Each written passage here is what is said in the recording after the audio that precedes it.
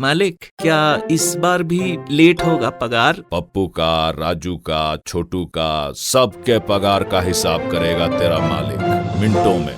वो कैसे? पगार खाता के आकर्षक फीचर्स के साथ, क्योंकि स्टाफ खुश रहेगा तभी तो बिजनेस आगे बढ़ेगा। आज ही पगार खाता डाउनलोड करें। अक्टूबर 2019 में हरियाणा में विधानसभा चुनाव हुए। 24 अक्टूबर को नतीजे आए। बीजेपी सिंगल लार्जेस्ट पार्टी बनी, लेकिन बहुमत से दूर रह गई। हालांकि पार्टी जेजेपी यानी जननायक जनता पार्टी और निर्दलीयों के साथ मिलकर सरकार बनाने में सफल रही। 27 अक्टूबर 2019 को मनोहर लाल खट्टर ने हरियाणा के मुख्यमंत्री के रूप में दूसरी बार शपथ ली।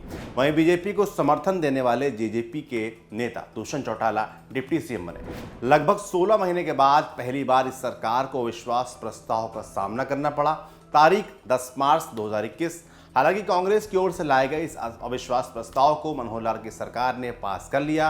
हरियाणा में सीएम खट्टर ने भले ही ये परीक्षा पास कर ली हो, लेकिन समस्या पूरी तरह से खत्म नहीं हुई है। वो डायलॉग तो आपको याद ही होगा, ओम शांति ओम पिक्चर का, पिक्चर अभी बाकी है मेरे दोस्त।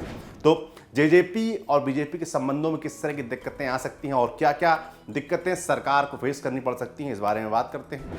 2019 के हरियाणा विधानसभा चुनाव में जेजेपी ने बीजेपी के खिलाफ चुनाव लड़ा था, लेकिन जेजेपी ने सरकार बनाने के लिए बीजेपी को समर्थन दे दिया। सीनियर पत्रकार और लेखक डॉक्टर सतीश त्यागी का कहना है कि जेजेपी का जो वोट बैंक है वो जाट समुदाय से आता है। नतीजे आने के बाद जब दुष्यंत ने बीजेपी के साथ सरकार बनाने का ऐलान किया तो जाट समुदाय ने खुद को ठगा हुआ महसूस किया। इस समुदाय के लोगों को कहते सुना गया कि जिस दुष्यंत चौटाला ने बीजेपी के खिलाफ हमसे वोट मांगा वो उसी बीजेपी के साथ जाकर बैठ गया और सरकार बना ली। पिछले कुछ महीनों से 3 कृषि कानूनों को रद्द करने की मांग को लेकर किसानों का आंदोलन चल रहा है, खासकर पंजाब, हरियाणा, दिल्ली और वेस्ट यूपी में। पत्रकार सतीश त्यागी का कहना है कि हरियाणा में और हरियाणा के बाहर भी जाट समुदाय किसान आंदोलन का नेतृत्व कर रहा है। वो ये बर्दाश्त नहीं कर पा रहे हैं कि उनके समुदाय का नेता किसानों के मुद्दे पर उस पार्टी के साथ खड़ा है जो काले कानून वापस नहीं ले रही है। ऐसे में सवाल यह है कि दोनों पार्टियों का गठबंधन कितना मजबूत है। पहली नज़र में तो ये गठबंधन मजबूत नजर आता है। ये अविश्वास प्रस्ताव के समय देखने को भी मिला जब मनोहर लाल खट्टर के समर्थन में 88 में से 55 वोट पड़े।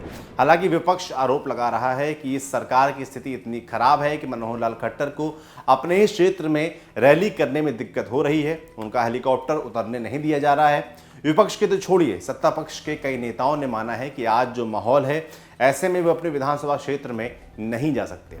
आज तक से जुड़े पत्रकार सत्येंद्र का कहना है कि सरकार मैथमेटिक्स में जीत गई है, लेकिन जनता के बीच जाएंगे तो हरियाणा की बोली में कहें तो जनता अब भी लठ लेकर तैयार है। हरियाणा की राजनीति पर नजर रखने वाले लोग मानते हैं कि बीजेपी और जेजेपी का गठबंधन जाट समुदाय को भी नहीं भा रहा है। इंडियन एक्सप्रेस के पूर्व रेजिडेंट एडिटर विपिन पब्बी का कहना है कि बीजेपी के साथ होने से जेजेपी का जो अपना आधार है वो खिसकता लग रहा है। जेजेपी भी पसुपेश में है, इसलिए दोनों ही तरह के बयान आते रहते हैं। अगले इलेक्शन से पहले या उससे पहले भी मुझे नहीं लगता कि ये गठबंधन ठीक चलेगा। हालांकि ये इस बात पर भी निर्भर करता है कि केंद्र में सरकार की क्या स्थिति है, पर केंद्र में स्थिति जो भी हो, लेकिन मुझे लगता है कि अगले इलेक्शन में ये अलायंस नहीं चलेगा। अब सवाल कि वोट बैंक खिसक रहा है, फिर बीजेपी के साथ क्यों है दुष्यंत चौटाला? जानकारों का कहना है कि किसान देख रहे हैं कि सत्ता में रहने के लिए दुष्यंत किसानों का साथ नहीं दे रहे हैं। उनकी पार्टी की ओर से छिटपुट बयानों के अलावा कुछ और देखने को नहीं मिला है। पत्रकार सतीश त्यागी कहना है, मुझे जो एक वजह समझ आ रही है वो ये है कि दुष्यंत चौटाला बहुत ही प्रैक्टिकल पॉलिटिशियन हैं। उन्हें लग रहा है कि जब सत्ता मिली है तो आराम से रहो, बाद में लोग भूल जाएंगे या जो भी स्थिति होगी तब की तब देखी जाएगी। वोट बैंक को लेकर उनकी सोच अलग है। बीजेपी के खिलाफ जो माहौल है वो कहीं ना कहीं रिफ्लेक्ट हो रहा है। आज की तारीख में कोई भी ये मानने को तैयार नहीं है कि जेजेपी अगली बार के चुनाव में एक भी सीट जीत पाएगी। जाट कम्युनिटी पूरी तरह से विरोध करेगी। माहौल बीजेपी के खिलाफ है, लेकिन असर जेजेपी पर भी पड़ने वाला है। हालांकि दुष्यंत चौटाला और उनकी पार्टी पर नजर रखने वाले कुछ और भी कारण गिनाते हैं। जेजेपी पिछले 20 साल से सत्ता से बाहर है। दुष्यंत चौटाला के पिता और दादा जेल में हैं, उनके लिए मजबूरी भी है। पैरोल और बाकी जो सुविधाएं मिल रही हैं वो साथ ना होने से शायद ना मिलती। अब सवाल कि किसानों को शांत करने के लिए बीजेपी क्या कर सकती है? केंद्र सरकार और बीजेपी आलाकमान कई मौकों पर कह चुका है कि कानून वापस नहीं होगा। 2019 के हरियाणा विधानसभा चुनाव में भी कहा जा रहा था कि जाट समुदाय बीजेपी से नाराज है और इसका असर देखने को भी मिला, जब 75+ का नारा देने वाली पार्टी खुद के दम पर बहुमत नहीं ला पाई। हालांकि जेजेपी के रूप में उसे समस्या का हल मिला और सरकार बीजेपी की ही बनी। कहा जा रहा है कि बीजेपी को फिलहाल चुनाव की चिंता नहीं है, क्योंकि अभी चुनाव बहुत दूर है। हाँ, बजट में किसानों से संबंधित कुछ ऐलान देखने को मिल सकते हैं, जैसे कर्ज माफी, सब्सिडी जैसे कदम खट्टर सरकार उठा सकती है। दुष्यंत चौटाला का भी प्रेशर रहेगा कि किसानों के लिए कुछ किया जाए जिससे उनकी नाराजगी दूर हो।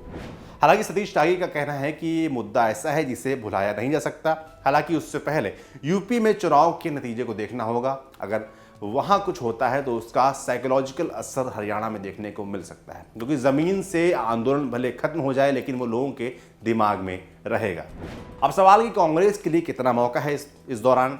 जानकारों का कहना है कि हरियाणा में बीजेपी जिस तरह से अलोकप्रिय हो रही है उसका फायदा कांग्रेस को मिलेगा।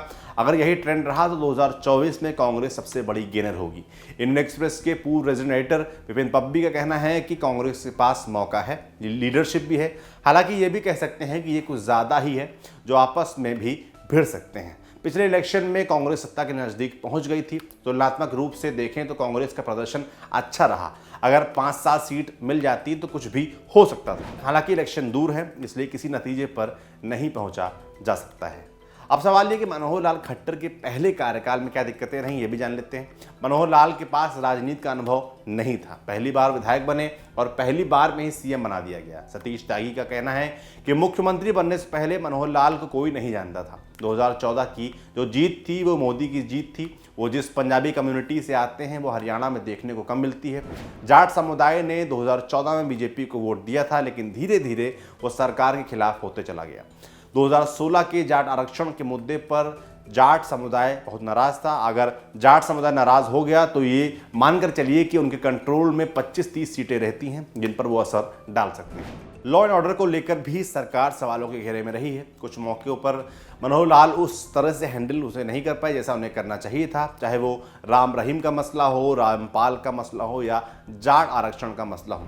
पॉलिटिकल एक्सपीरियंस जीरो रहा तो कई चुनौतियां रहीं। 2019 के चुनाव में जाट और गैर जाट का समीकरण फेल कर गया। बीजेपी सोच रही थी कि जाट एक तरफ हो जाएगा और गैर जाट एक तरफ हो जाएगा तो बात बन जाएगी, लेकिन ऐसा हुआ नहीं और बीजेपी 40 पर सिमट गई थी। आपके लिए जानकारी लाए थे हमारे साथी डेविड। आपका इस बारे में क्या सोचना है हमें कमेंट बॉक्स में लिखकर जरूर बताएं। बाकी देखते रहिए दी ललन टॉक। आपको सेहतमंद बनाने, हेल्थ की दुनिया के सब हाल बताने, आपको आपकी बॉडी के और करीब लाने, एक्सपर्ट्स के जरिए आपकी अवेयरनेस चमकाने, तंदुरुस्त रहना होगा नई लत। देखिए दी ललन टॉप पर सेहत, सोमवार से शुक्रवार दोपहर 1 बजे।